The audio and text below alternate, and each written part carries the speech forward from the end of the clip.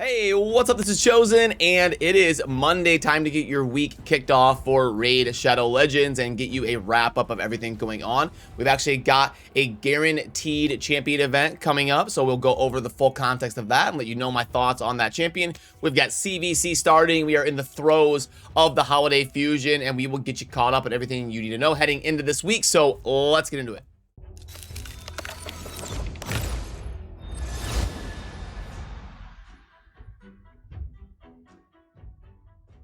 Alrighty, so as always, with the Fusion, it is in here under the news tab, and I went over this in one of my recent videos, but you actually don't have to pull shards to get this Fusion champion. You are able to, if you're willing to go super hard for Masamoto in the champion training event starting on December 25th, as long as you're willing to get the 12, 13,000, whatever points it's going to end up being, and then you're really diligent about doing everything else from the tournaments and the artifact enhancement, the champion training, the classic arena. If you get everything else in terms of the rares you need to develop, you actually don't need to pull shards, which typically cost the most amount of money to get this Holiday Fusion done. So get ready to go hard in the paint on champion training in about 5 days to make sure you're keeping pace with that. But we are also hearing behind the scenes that there is going to be a guaranteed champion event for Gamuran, who is a Spirit Affinity Shadowkin support legendary. Now, the way this is going to work is it's going to launch on December 21st, and it's going to be around Ancient Shards. So after you pull 150 Ancient Shards, your 150th Ancient Shard will be guaranteed to get Gamuran, unless you've already pulled him, which is extremely unlikely. But if you did happen to pull Gamuran on like your 100th shard, the event would be over. You couldn't pull 50 more to get a second Gamuran. So a good opportunity to get a hold of one of those Shadowkin legendaries, because we will have the Shadowkin faction war launching probably sometime in the next 4 to 6 weeks. It was supposed to be kind of like in that end of January to middle of February range, based on the last news we heard from them of when Shadowkin was going to launch. But let's go over Gamuran really quickly and talk about him as a champion, given we are getting the event tomorrow.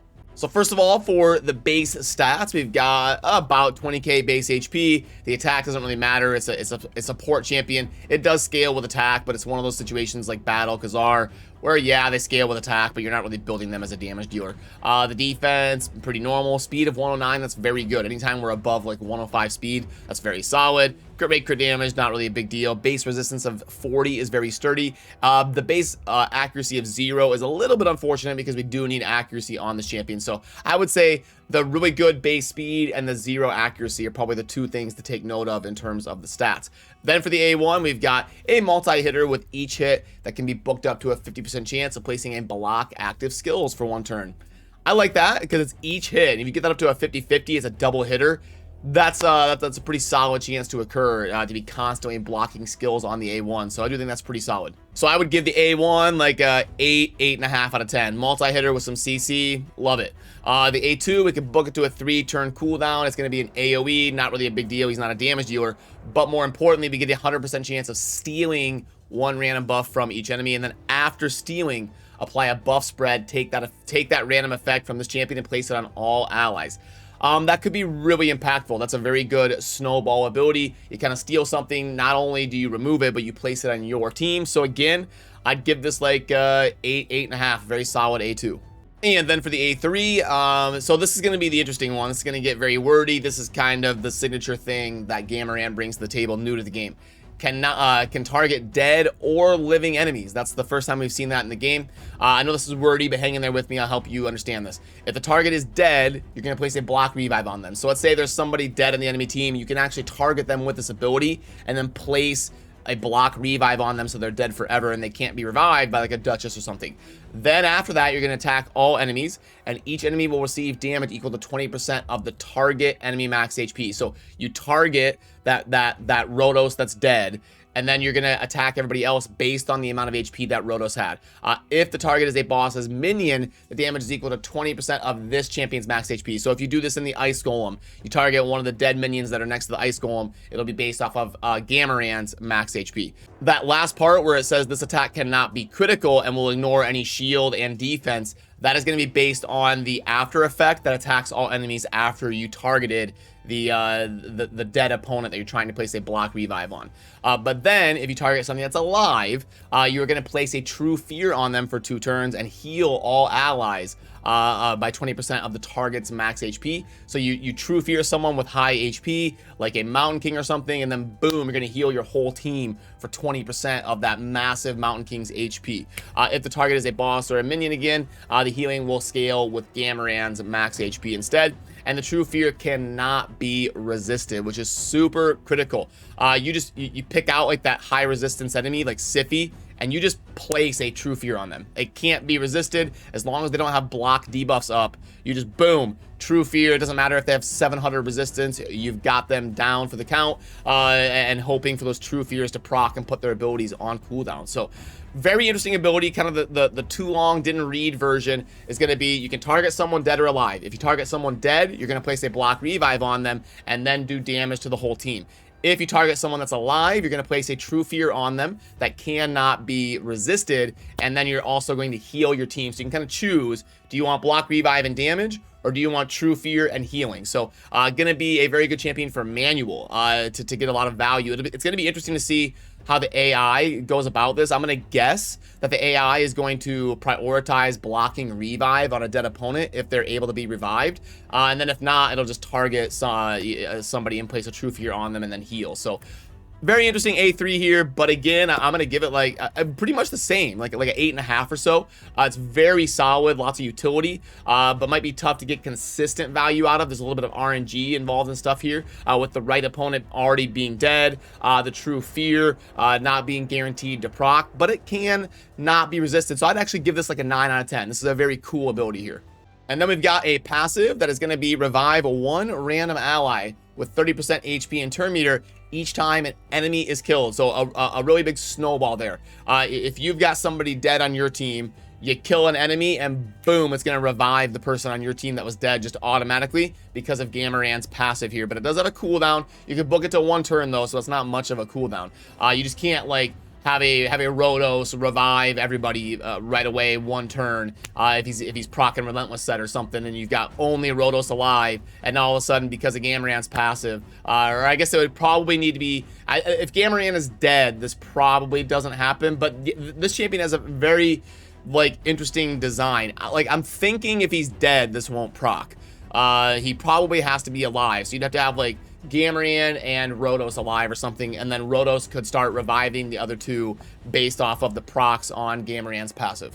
But if I am wrong on any of this stuff in terms of reading and understanding his kit, go ahead and let me know. I would love to hear that feedback as well down in the comment section. But all in all, yeah, I mean, I think he's fun. I think he's fun to have. He's gonna be super cool, for especially being Shadowkin. So maybe if you don't have a very solid Shadowkin roster. Now, in terms of faction wars and clearing faction wars, I mean, we don't know what the boss fight is going to be yet for Shadowkin, which is really unfortunate because it like that changes things a lot in terms of what champion's going to be good for faction wars. But like, you know, the problem is he doesn't have like shielding or he doesn't really have reviving. It has a qualifier to it. But the A1 block active skills is definitely good for faction wars. And then the AoE buff stealing is also very good in case they have like the Valkyries and stuff. Then you'll steal it and put counterattack on your team. So yeah, he is still going to be very solid for faction wars, like a 9 out of 10 or so.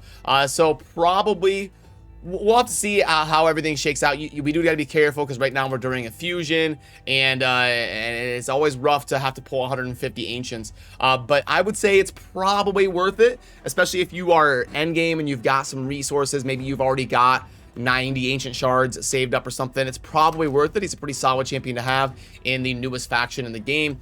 So he will be a welcome addition to your roster when you're getting ready to clear faction wars for that faction and stuff, I'm sure. So yeah, all in all, it should be a pretty fun event, and I'm saying I'm probably 90% leaning towards myself going for it, but each one of you will have to weigh your options when it comes to your account specifically. Which leads me into talking about if Plarium goes by their normal rotation. I believe we are due. We haven't gotten confirmation 1000%, but I believe a 90-something% chance that we're going to get 2x ancient shards starting on Christmas Eve, December 24th. So if Plarium does their normal stuff, you got to keep that in consideration. If you're a beginner, you're probably better off pulling during the 2x Ancients as opposed to YOLOing super crazy for Gamuran, because you're going to get a lot more of a backbone of epics and just legendaries in general pulling during a 2x event, because the 150 Ancients for Gamuran is not going to be a 2x boosted rates. It's going to be normal ancient shards with the payoff at the end at 150. So maybe for an end game player that isn't as concerned about getting some rares and epics and just legendaries in general, might be fun to go after the Gamuran instead of the 2x ancient. But if you're more in the developmental phase of your account, it's probably better to hold off for a few days and see if we get the 2x ancients coming down the road this weekend. Now, as we move on to covering the stuff going on in game, we have got a clan versus clan starting tomorrow. So get everything ready accordingly. Get ready to spend those books and level up those champions and get things developed so that you can really go hard in the paint on double dipping your points. As far as tournaments going on in the game right now, we have got the Spider tournament for the next day or two. Classic Arena Takedown is going to be ending today. So I actually haven't been, I was traveling, so I haven't been able to be as active as I wanted to the last couple days on raid. So I need to get on this today and get this done, because the Classic Arena is going to be ending. You're going to need to get those tokens spent, and then we're going to be getting a champion training starting after that. The Spider, you are going to want to get to 2250 by tomorrow to keep pace on the fragments there. Then if we go under the events tab, Dungeon Divers, we're going to be getting a new one. We just finished one. We're going to be starting another one tomorrow. And then Artifact Enhancement going on right now. I'm going to have to focus on this today as well. You've got to get to 3,300 points and scoop up all these champions that don't involve shards if you're going that route, because we're going to have to go crazy in the champ training and get everything else to keep pace. You've also only got just over a day and a half here to get your Hydra rotation done. So get those battles in today and early tomorrow so that you can take down the Hydra and get as much rewards as you can. We've got just over a week left on the Doom Tower, and make sure, since we just had an arena reset, that you are getting your arena in order. Make sure you get to your normal classic arena tier. You can see I've actually fallen to gold 3. I need to get in there and battle in the arena like I just showed you when going over the events. And then also remember to maybe do your part, set some of those one-person defenses, those troll defenses, so we can all kind of farm up those tokens early in the week during CVC and when you're not really at risk of losing your rank, and then you can kind of fight for your rank later on in the week. But now let's go ahead and dive into the offers and see if there's anything worth going over. Alrighty, so special progress pack. We're going to put in 5. We're going to go 150 gems and 2 energy refills along with 300 energy, 150k. Boom, 1.77. So, I mean, it's cheap, but it's not that amazing. Monthly mini mix, appreciation, faction. I don't need to plug this one in. This $20 for 5-star gear is not going to cut it. The great deal mix. This is going to be, okay, let's go plug in the chicken here. Let's go 250k. Okay, and then we've got 8 and 5 on the chicken, respectively. A 1.54 to get us started. This is going to be, we've got chicken, and then energy, and then brews and gems. And yeah, I mean, the tomes are nice at the end. It's a pretty decent offer, but this doesn't look like a super good chain offer, in my opinion. So that is going to do it for what we needed to get covered in a Monday morning's video. And I want to take a quick second. I was actually traveling, so I didn't get to watch it. But I was hearing, you know, through Discord and stuff that the award show was absolutely amazing. I'm hoping to catch a VOD of it soon here this week, so I can stay in the loop. But massive shout out to all the people that put a lot of work into making this happen. I know we had obviously Hell Hades and Saffron, and I know Deadwood was doing a lot of work to put like skits together. And get us all organized in terms of meeting up to record stuff for some of the little skits and intros and stuff. So I just wanted to take a moment to say thank you for thinking of me and including me in the voting process on some of this stuff, and the recording process of some of these things, for all the people that put in so much effort to make that happen. And I'm hoping to catch that here soon this week and catch the VODs of it and stuff like that. And also thanks to all the people in the community that voted and took part in something like this. It's a yearly fun event just to kind of take a look back and talk about the raid community scene in general. So that is going to do it for me on this one. As always, thank you for watching. Have a good rest of your day. Peace.